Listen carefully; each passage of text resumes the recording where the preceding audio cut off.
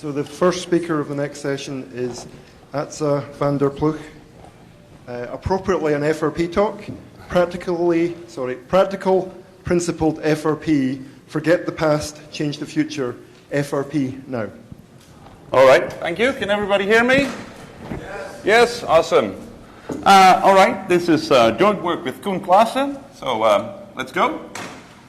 So, what is the motivation here? We want to program reactive systems such as GUIs and servers, and also more fancy stuff like robotics. But normally we program these in a sort of imperative style with callbacks.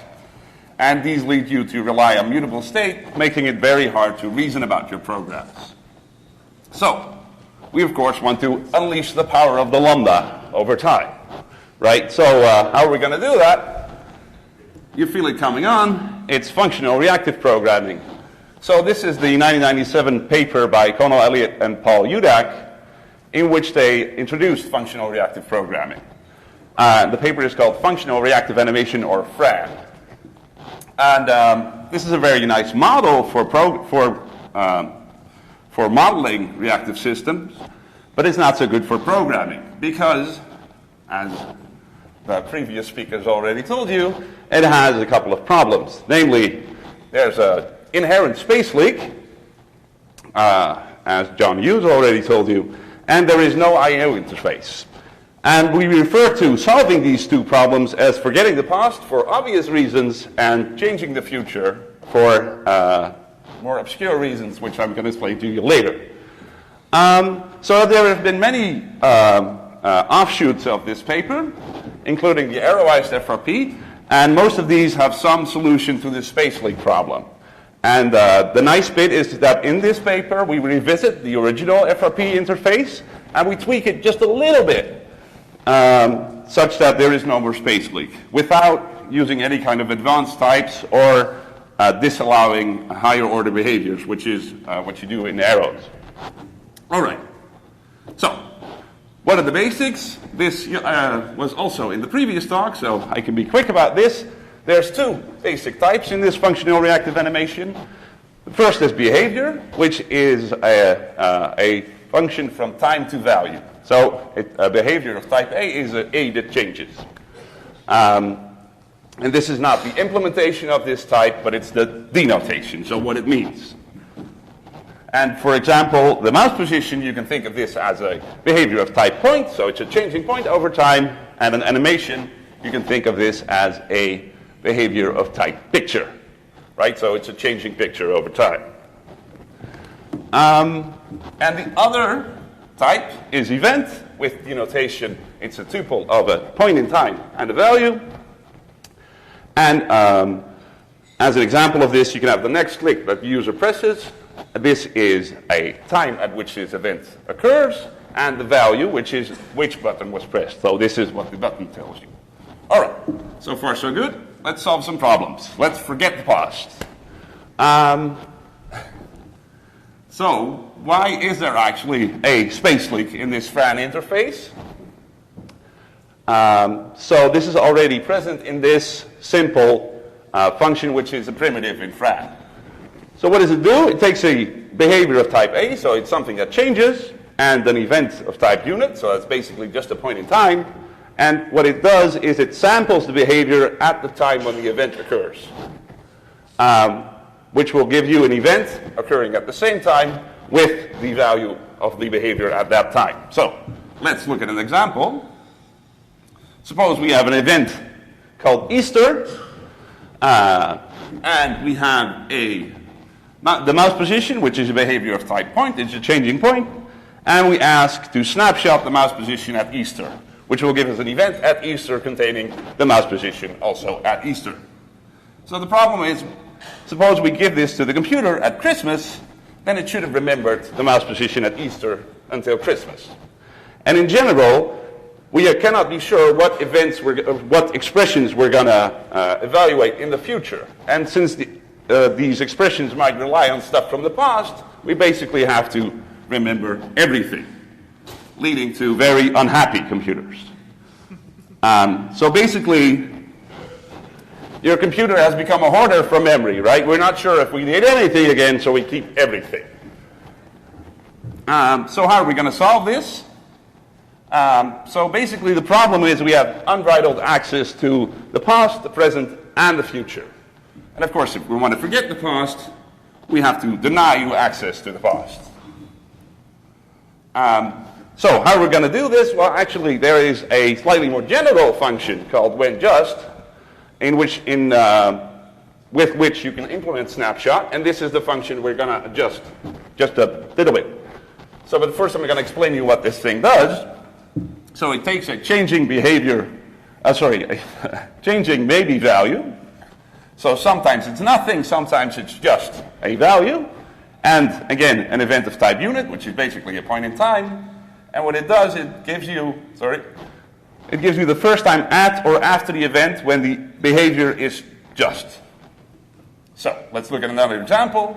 Suppose we have the local coordinates, which is the local coordinates of the mouse position inside this rectangle. And if the mouse position is outside the rectangle, then it's nothing.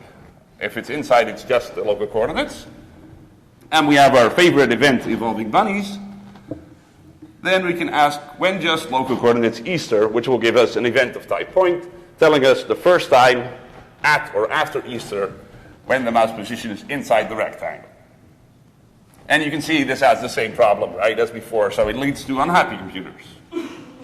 So we're going to fix this. How are we going to do that? We're only looking at the types. So we're using what the behavior and event type mean to rewrite the when just type. So here's the leaky when just type, and we're going to transform this into a non-leaky when just type. So, that was the clue. So the event of type unit, that's basically just a point in time, right? So the unit only tells you, so discarding some stuff with bottoms, but basically it's just a point in time. So we can rewrite it like to this. And if we look at this thing, we see, oh, its behavior maybe A goes to, time goes to something. And time goes to something is just a behavior again, right? So we write it like this. And now the funky thing is, we've solved the space leak like this. Why? Well, there's actually only one way in our interface to sample a behavior is to ask its value now.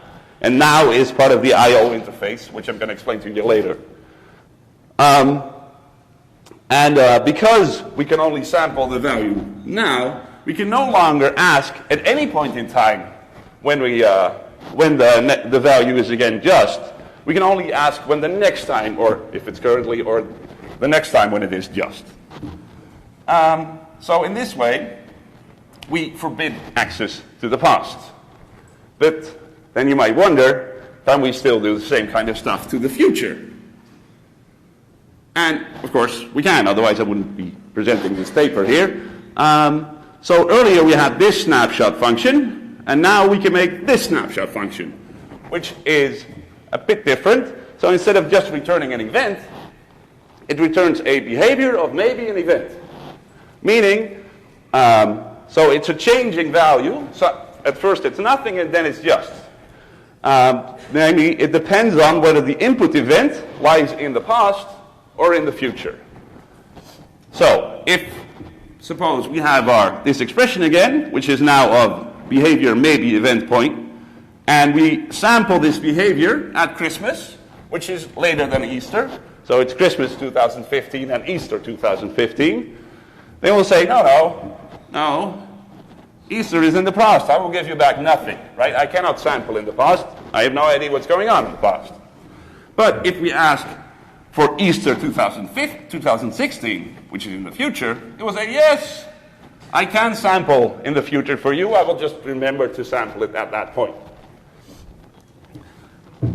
So this still allows you to say stuff about the future. And in the paper, we show that you can basically do all the cool stuff you can do before, but without the space leak. It leads to a bit different programming model, but it's still good. It's very good. All right, let's change the future. This is the second problem. So meaning the I/O interface. So what's the problem here? So in the original functional reactive animation paper, there was no I/O interface. There was just some primitives such as mouse position. But typically in these FRP framework, they do something like this. So this is also how I/O works in arrowized FRP. So let's see why this is not the best solution. So we have a function called hookup, and it takes the FRP program, which is a function taking the changing input and returns the changing output. And then we have two I/O functions, one for producing the input values, which is run repeatedly, and one for consuming the output values, which is also run repeatedly. And then this whole thing is also an I/O action. So, what's wrong with this? Well, this is the problem. So now you have I/O code and FRP code, and they are tightly coupled, but they are separated. So what's going on is suppose you want a new input to your FRP code. You have to change the I/O code and the FRP code and route the input from the I/O code to the FRP code exactly where you need it, right? And suppose you want to do a new output, you also need to change the FRP code and the I/O code, route it the other way. And if you keep on doing this, you get spaghetti with meatballs. And this is actually very similar to the old style of I/O that was used in precursors to Haskell, and also early versions of Haskell called dialogue I/O. And if you're seasoned enough to witness this, you know this is not the best solution. So what was the solution then is to use the I/O monad. So what we're going to do is super similar. We have a monad called the now monad with three actions. So the first of these, I already showed you, it's a sample, so we can ask for the value of a behavior now. And the nice thing about this monad is if we sample a behavior B, do some other stuff, and then sample behavior B again, we are guaranteed that these are the same. So effectively, time is standing still through the execution, through the steps in this monad. Or at least it gives the impression that time is standing still. So, this is not a guy adjusting the hands of the clock. This is a guy holding the hands of the clock still. So, thus giving the illusion that everything is immediate. All right. Then to actually do some I/O, we have this asynchronous operator. So what it does is it takes an I/O action, and it starts doing it now, and it then gives you back the event that the whole thing was complete. Right? And because time is standing still, this I/O action cannot be done now. Its effects cannot take effect now, but they must lie in the future. Right? So we're changing the future. This is where the title comes from. So we're sure that this event does not occur now. And finally, so this async combinator allows you to start multiple I/O actions, right, with the monad, and you can also plan to do stuff in the future. So if we have an event describing a now computation, so it's a now computation that will be known in the future, we can plan to execute this now computation when it is available. And by planning this, we can say, oh, now we have the event that we completed this thing, right? So we then get the event that containing the results of executing this future computation. All right, let's have a small example. Suppose we want to read a very large image, and this read large image is an I/O computation. You can say asynchronously start this I/O computation, giving me back now the event that we have this image. And it's also crucial to note that this does not block anything, right? So it will not block any of your computation. And suppose we bind this to phylev, and we have a function display image, which will take the image and do now nothing. Well, it does some side effect, namely displaying the image. We can plan to display the image as soon as it's available by saying, okay, take this image from this event, and as soon as it's available, construct a now computation to display it. And if we plan to do that, we get back now the event that we did this. All right? So no more spaghetti with meatballs. There's much more goodness in the paper. For instance, we have the denotational semantics of this interface. We have a precise formulation of what it means to be forgetful. And we have we show how you can still keep folding over time and all kinds of this stuff. And of course, there's an implementation, which is not that easy. So that's it. So I presented Principled Practical FRP, and this contained Forget the Past, Change the Future, FRP Now. Why is it called FRP Now? There's our library. You can install it. It's a Haskell thing. Do Cabal install FRP Now. All right. Thank you.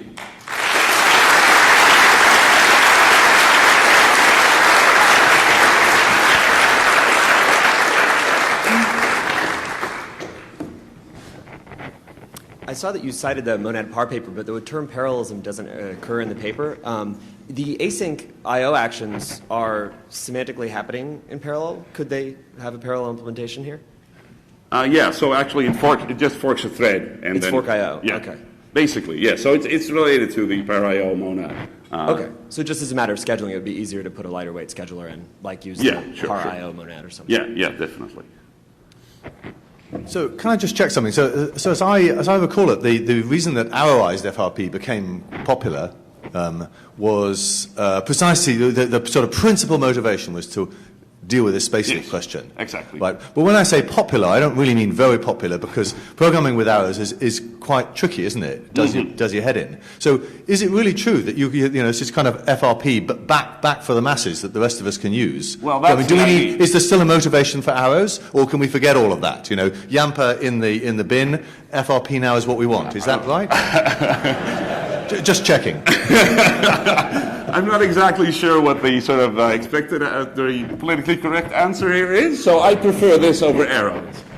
And also, you can do higher order stuff with this, which you cannot do with arrows. Is it equally expressive? I mean, could you take Yampa applications and do them this? No, it's more expressive than Yampa. Oh, cool. So some side-by-side comparisons would be entertaining. Maybe they're in the paper. Yeah, maybe that's a good idea for the next paper, definitely. They're not in. Okay. Good idea. Write a new paper. Yeah. So I really appreciate that you didn't give up on continuous time, which a lot of reformulations of FRP did. But what about time transformations that refer to the past? Right. So there was in the original functional reactive animation, there was a very funky time transformation primitive, which also allowed you to do stuff which was non-causal. We don't support that. I don't think there's any way to support that. But it is possible if you just have a behavior that gives you the time to transform that, right? To say, oh, yeah, if it's 5 o'clock now, I can transform the clock to 3 o'clock. I cannot actually go back in time, though. Does that answer your question? I'm thinking of behaviors where, like you slow down something that you did before. Yes. And so it needs to buffer the past. Yes. And so that's still a causal, as far as I understand it. As far as I can see, it doesn't work if you just ditch the past. So it does work. It's only you do a different formulation of this. So you want to do this for slowing down animations and stuff, right? Yeah. So basically what you do here is if you have a behavior which changes, right, with time, so it gives you the number of seconds since the program was started or something, then you just transform that behavior, that input behavior, to your animation. And what was done in Kono and Udak's earlier work was sort of actually going back to the past, which we don't support for obvious reasons. You mentioned that the async action can't actually happen at that very moment, but it can be scheduled in the future. Yes. How far must you schedule in the future? Like, is that implementation dependent? Is that... Oh, it is the implementation dependent. So basically, what I meant is that you are sure that the event which you get back, if you sample it again, right? If you say, "Oh, this is event," no, it's not happened because I/O takes time. So it can basically any point. It's what I do currently is just start up the thread immediately, but I make sure that its effects are not visible now. Yep.